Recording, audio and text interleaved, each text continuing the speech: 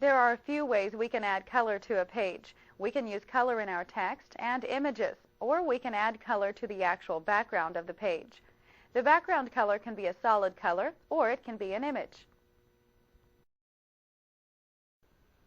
We can add a solid background color to our page by adding the BG color attribute to the body tag. BG color stands for background color. We indicate a color by either typing the color name in quotes, or we can use the hexadecimal number. The hexadecimal number is just a 6-place code used to represent color. It mixes both letters and numbers. For example, green can be either green or 00FF00. Yellow can be either yellow or FFFF00. Let's add a pale yellow color to the background of this page. We'll place the cursor inside the opening body tag, right before the right angle bracket. Now enter a space after the markup text body to indicate an attribute.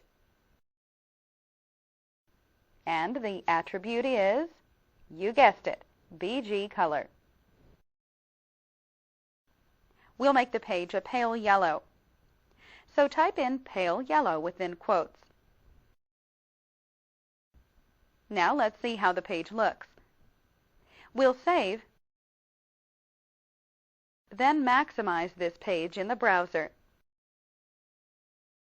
and refresh.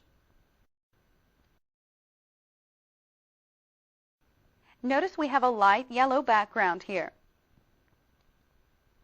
Remember that the default color for background is white, and the default color for text is black.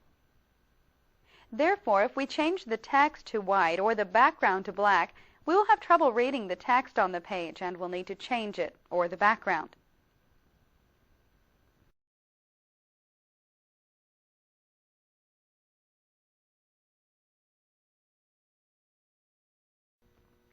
So here's the question. Where do we find out about color names and hexadecimal codes to use?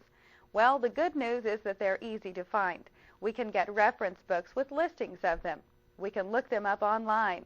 Or we can even just write out the name of the color we want to use and see what we get.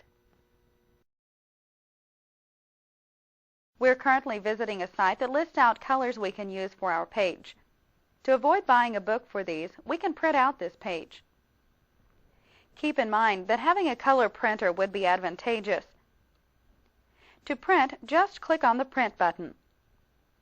Keep in mind that although we're showing this page for a listing of colors to use, there are many pages online that offer such charts. So feel free to try out other pages by doing a search for HTML hexadecimal color codes.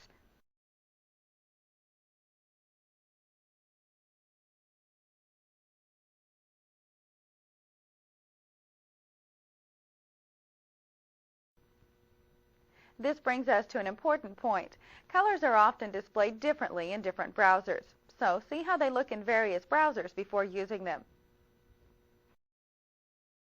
Another problem we can occasionally have is that the browser doesn't recognize the name of the color given the same as it recognizes the hexadecimal code. For instance, let's delete the pale yellow we have entered for the background color. Keeping the quotes, we'll enter in the color new tan, one word. Now save this. We'll toggle to the browser and refresh to have a look at the color.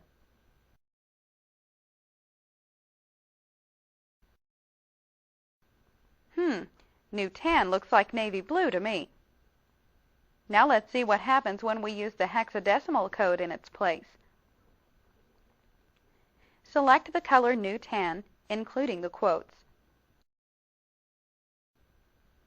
We're going to replace all of this by typing in the hexadecimal code. We don't need quotes or anything for this, only the equal sign. The code is EBC79E.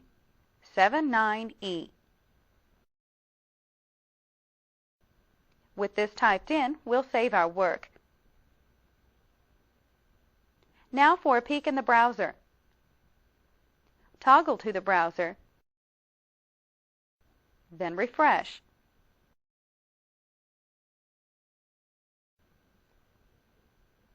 There we go, tan at last. This just goes to show us that we may need to play around a bit, and we should certainly test colors in different browsers to see how they look.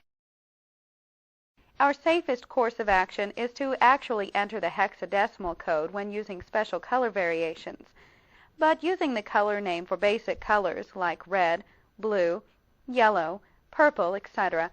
is usually pretty safe for all the newer browser versions.